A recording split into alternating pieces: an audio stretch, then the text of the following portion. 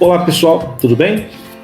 Meu nome é Bruno Gomes Duarte, eu sou cirurgião dentista, sou cirurgião bucomaxilofacial e hoje nós vamos conversar na aula de hoje sobre um resumo sobre princípios de técnica cirúrgica. Então, quando a gente fala de técnicas cirúrgicas ou princípios de técnica cirúrgica, a gente tem algumas dúvidas, né? A gente vê muita coisa nos livros e fica sem entender o que está acontecendo. Eu gosto de pensar que esses princípios de técnica, na verdade, eles regem qualquer procedimento cirúrgico que a gente for realizar. Seja uma extração, seja uma biópsia, seja uma cirurgia ortognática, seja um trauma de face, e são os mesmos que guiam também as áreas médicas. Então, a gente segue 3 pontos. Então, para todos os procedimentos cirúrgicos que a gente for realizar, a gente vai fazer a diérese, nós vamos realizar a hemostasia e também nós iremos realizar a síntese. Independente, né, de novo, do que a gente vai realizar. Se eu for extrair um dente, eu vou ter que fazer uma incisão, vou fazer o meu procedimento, vou verificar a hemostasia e depois eu vou fazer a sutura. Se eu for fazer uma biópsia de um lábio, eu vou fazer uma incisão, né, para remover a região da biópsia, eu vou fazer a hemostasia daquele sítio cirúrgico e eu vou fazer uma sutura. Então a gente diz que os três princípios cirúrgicos fundamentais são diérese, hemostasia e síntese. Então, quando nós estamos falando sobre o princípio da diérese, nós estamos dizendo que eu vou separar os tecidos, uma separação cruenta desses tecidos. E aí a gente pode fazer de algumas formas. Então, eu posso fazer a incisão dos tecidos. Então, por exemplo, se eu vou extrair um terceiro molar, eu vou realizar uma incisão no local daquele dente, eu vou descolar aquele retalho, então eu vou promover o descolamento de retalho total. Eu posso promover uma divulsão, se eu tiver necessidade, por exemplo, para a incisão e drenagem de um abscesso. E voltando nesse exemplo do terceiro molar, eu posso fazer osteotomia ou ostectomia. Então eu vou remover tecido ósseo daquela região para que então eu consiga terminar o meu procedimento cirúrgico. Então, a diérese, na grande maioria das vezes, a gente realiza pela incisão. Então, com a incisão, o que a gente vai precisar? De uma lâmina de bisturi montada, né, dentro da odontologia, dentro da cirurgia oral, montada em um cabo de bisturi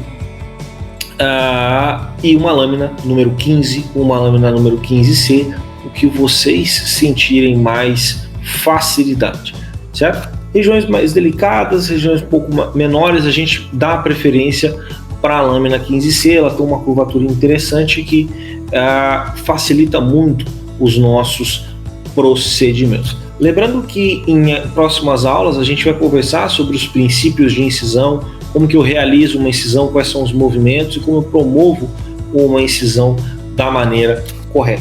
Hoje é apenas para a gente relembrar esses princípios. Também, né, a gente pode realizar a divulsão, essa separação incruenta desses tecidos. A gente frequentemente para isso vai fazer uso de uma tesoura de Metzenbaum ou uma pinça hemostática, né, conhecida também como pinça Halsted. E lembrando que toda vez que a gente fala de divulsão, eu estou falando em que o meu instrumento ele vai entrar fechado na região em que eu quero divulsionar, eu vou abrir esse instrumento e vou sair com ele fechado, por uma razão muito óbvia.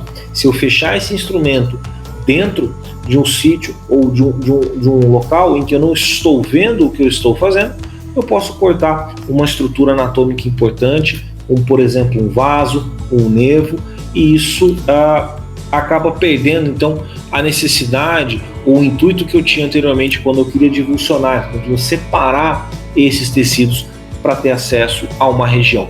Por exemplo, dentro do trauma de face, eu não posso fazer uma incisão direto até a borda da mandíbula. Eu vou divulsionando, eu vou separando os planos desde a pele até a região do osso, até a região da mandíbula, onde então a gente vai realizar os nossos procedimentos para redução e fixação em um caso, por exemplo, de uma fratura. Então, como a gente já deu um spoiler, né, a divulsão é justamente a separação incruenta dos tecidos sem cortá-los. Como é que a gente vai fazer isso? Usando uma tesoura de Metzenbaum, usando uma pinça hemostática, também conhecida aí como pinça Halsted. Então, aqui, por que o uso da tesoura de Metzenbaum? Porque ela é romba na ponta. Então, aqui a ponta dessa tesoura não corta. Mas, como toda tesoura, ela tem corte no meio, certo? Por isso que a gente não fecha esse instrumento dentro dos tecidos. Então, aqui é justamente uma imagem de como a gente faz esse procedimento. Então, aqui com uma pinça do tipo Dietrich, a gente então ergue ou apresenta para nós ou para o cirurgião o espaço em que ele vai realizar a divulsão. Olha lá, o instrumento entrando fechado e a tesoura saindo aberta. E aí, quando eu faço isso, eu estou empurrando, eu estou separando esses tecidos e aí eu vou ganhando espaço, eu vou conseguindo caminhar ao longo da região anatômica em que nós estamos operando. Também, ainda dentro da diérese, a gente pode promover o descolamento. O descolamento, a gente vai empurrar aquele tecido. Por exemplo, dentro da cirurgia, para extrações dentárias, a gente vai usar, ou vai realizar, melhor dizendo, um descolamento de retalho total. Lembra? Eu vou empurrar tanto a mucosa quanto o periósteo daquela região. E para isso, a gente também tem materiais específicos. Eu posso ter o descolador de Selge, né? Esse instrumento semelhante, ou como a gente conhece como Rugina. O que a gente mais conhece, o descolador de Molt número 9, que, para não confundir, né, esse que tem essa ponta ativa e do outro lado tem essa colherzinha.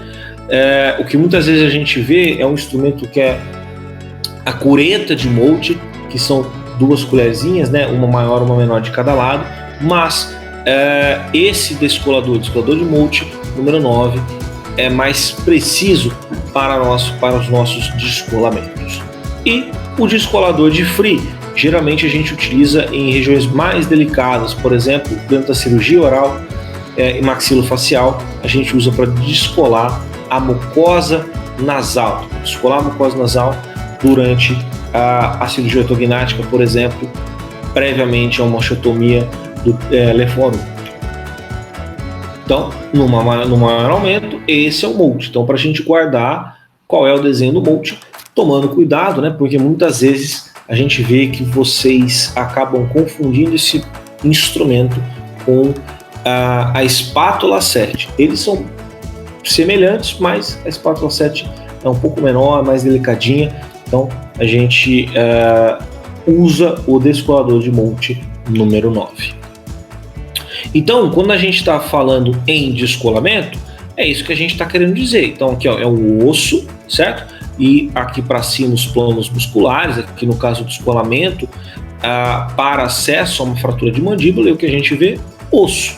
O periósteo foi removido dessa região, assim como nessa imagem, certo? Então, a gente vê aqui ó, os dentes, a gente vê aqui a mucosa e o periósteo que foi todo descolado para esse acesso, né? Então, nesse aqui caso, era um acesso para lateralização do nervo alveolar inferior. Outra etapa ainda dentro da diérese, a gente ainda está falando que a gente está cortando tecidos. Eu falo da osteotomia, ou seja, eu vou cortar tecido ósseo. E aí existe algumas variedades, né, ou variação dentro da literatura, e a gente encontra o nome de osteotomia quando a gente corta um tecido ósseo, certo? E aí eu posso usar brocas, né? Aqui um exemplo, uma broca 702, que é o que a gente sugere para osteotomias. Aqui uma serra reciprocante, que a gente usa para realização ou para remoção de blocos para enxerto, ou dentro da cirurgia ortognática. E quando eu falo em ostectomia, teoricamente a gente está dizendo que a gente vai remover tecido ósseo de uma região. Então, na osteotomia, nós estamos cortando, e na ostectomia, eu estou removendo osso. E aí a gente pode usar o alveolótomo, que é o que nós utilizamos para remoção de septos ósseos, ou para ajudar na regularização de um alvéolo pós-extração. Da mesma forma que a gente usa as limas para osso. O cinzel goifo de Alexander, a gente gosta bastante e sugere o uso desse instrumento para a remoção de osso na maxila, certo? Então, para a gente promover ostectomia na região da maxila, por exemplo, para a remoção de um terceiro molar superior não irrompido. E aqui, por último e não menos importante, a broca trefina. A gente pode usar para coleta de osso para enxerto ou até mesmo para biópsias em tecido ósseo. O outro tempo, ou o segundo tempo, então, cirúrgico, se a gente já fez a incisão, já fez a diálise, por os tecidos, fizemos o que tivemos que fazer, extração, biópsia, eu vou partir para hemostasia, ou seja, eu vou verificar se esse campo existe um sangramento ativo e se eu preciso tomar uma medida para isso. A gente costuma dizer que existe uma profilaxia, né? Então, esse tempo cirúrgico, a hemostasia, ele já começa um pouco lá mais para trás da nossa avaliação, onde durante a anamnese eu vou entender fatores ou possíveis fatores de risco para que esse paciente sangre ou tenha sangramento trans ou pós-operatório. Por exemplo, pacientes anticoagulados, pacientes hemofílicos, pacientes com alteração hepática. Então, isso tudo lá atrás na anamnese a gente já vai entendendo, certo? Então, a gente já começou a pensar na hemostasia bem no começo da nossa cirurgia, na verdade, antes de começar a nossa cirurgia. Depois disso, eu tenho que conhecer anatomia, eu tenho que saber a região que eu estou trabalhando, eu tenho que entender que vaso, que veia passa próximo à região que eu estou trabalhando, para que eu evite, né, para que a gente não tenha lesão dessas estruturas durante o nosso procedimento. E por último, caso o inevitável aconteça, né, aconteça um evento de hemorragia no transoperatório ou no pós-operatório, a gente vai realizar manobras que estão justamente voltadas a parar este sangramento.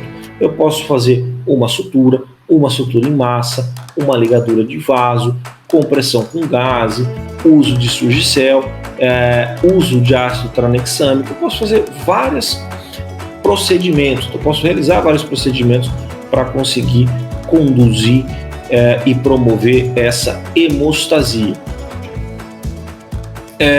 Então, como a gente pode fazer? Com compressão local com gás, eu posso promover um esmagamento daquele tecido ósseo, posso usar esponjas coagulantes, eu posso usar cera para osso, quando eu estou dizendo que eu estou trabalhando em tecido ósseo, por exemplo, durante a extração de um terceiro molar inferior.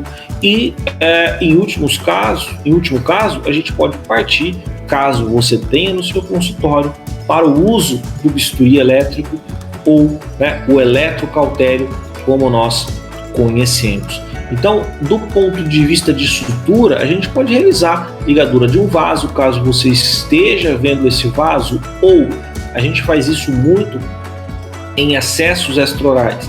Eu já sei aonde está passando a artéria facial, então na hora que eu localizo a artéria facial, a gente faz uma ligadura antes de lesar essa artéria ou diminuindo o risco de rompimento dessa artéria.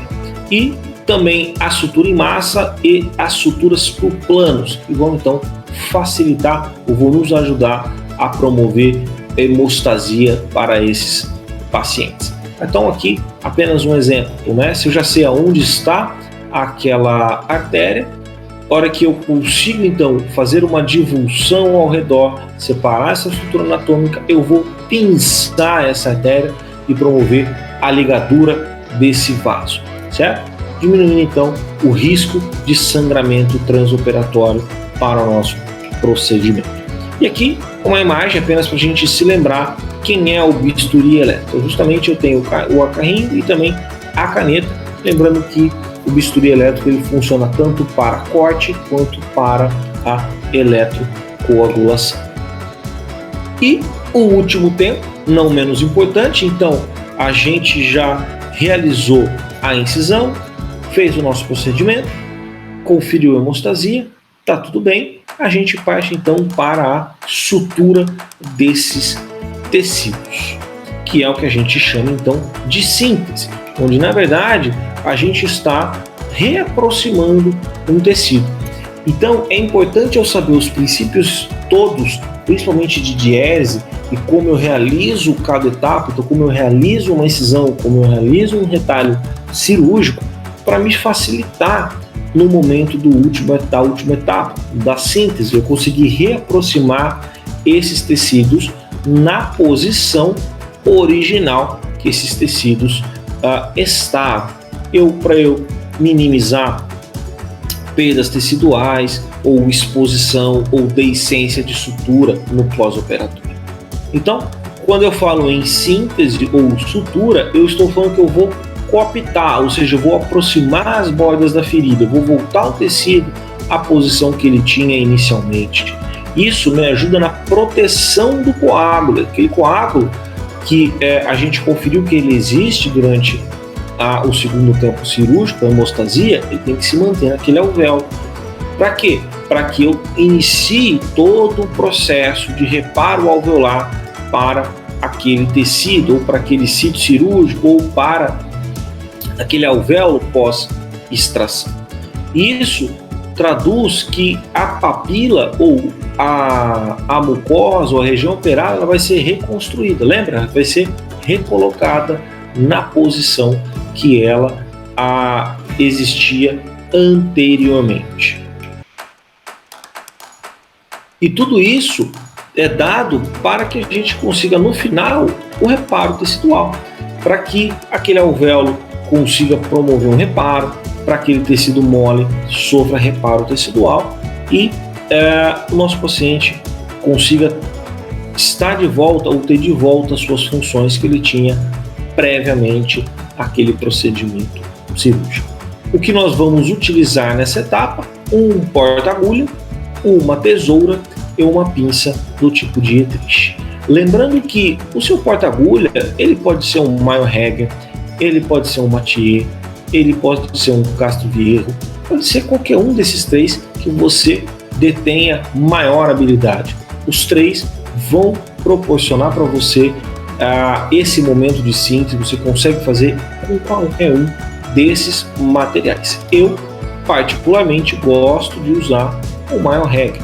Então, escolha, treine, veja com qual desses três você melhor se adapta. A grande questão desses instrumentais é sempre a gente verificar se eles apresentam vidia na cabeça do porta-agulha. A vidia, que é esta parte cinzinha mais escura, que percebam ela não existe nessas outras imagens, faz com que aumente a aderência entre o porta-agulha e a agulha. Se você não usa um porta-agulha de vidia, você vai conseguir suturar, só que você vai ter muita dificuldade, porque cada vez que você aprender a sua agulha e tentar passar para o tecido, ela vai ficar rodando na cabeça do porta-agulha. Isso te atrapalha bastante e atrasa muito a sua cirurgia. Então a gente recomenda que sempre exista, ou que vocês, melhor dizendo, optem, caso sempre que possível, pela compra de um porta-agulha com vidia. Lembrando que essas imagens aqui também servem para a gente mostrar a diferença entre quem é o porta-agulha e quem é a pinça mosquito, ou quem é a sua pinça coche. Coche, ela vai ter aquele dentinho de rato na ponta, e a pinça mosquito, elas lembram ou passam perto, ou passam uma ideia, de se parecer com o porta-agulha. Então a gente também percebe que existe muita confusão por parte dos alunos quando a gente pede o porta-agulha ou a pinça Keller. Existe uma dificuldade de se lembrar a pinção, então toma cuidado. Nessas imagens a gente consegue ver uma clara diferença. O porta-agulha ele tem uma cabeça um pouco maior, certo? Mais bojuda do que a pinça mosquito. Como então a gente disse anteriormente, a gente vai precisar de uma pinça. Preferencialmente a gente usa pinça de Dietrich. Pode ser uma pinça de dente-rato? Pode, mas o problema é que eu causo muito trauma tecidual quando eu uso uma pinça dente de rato. Isso pode alterar o processo de reparo ou piorar o processo de reparo tecidual daquele paciente. Então a gente sugere uma pinça do tipo Dietrich para auxiliar na sua sutura. Bom, pessoal, hoje era isso, apenas para a gente começar a relembrar os princípios de técnica cirúrgica. Em breve nós vamos ver cada princípio desse, buscando mostrar para vocês os pontos importantes para cada princípio desse. Espero que vocês tenham gostado. Deixe aqui embaixo seus comentários sobre os temas que vocês querem ver, as suas dúvidas. Já aproveita, deixa a sua curtida, compartilha com seus amigos. Para quem não for inscrito, se inscreva no meu canal. Muito obrigado a todos e até a próxima.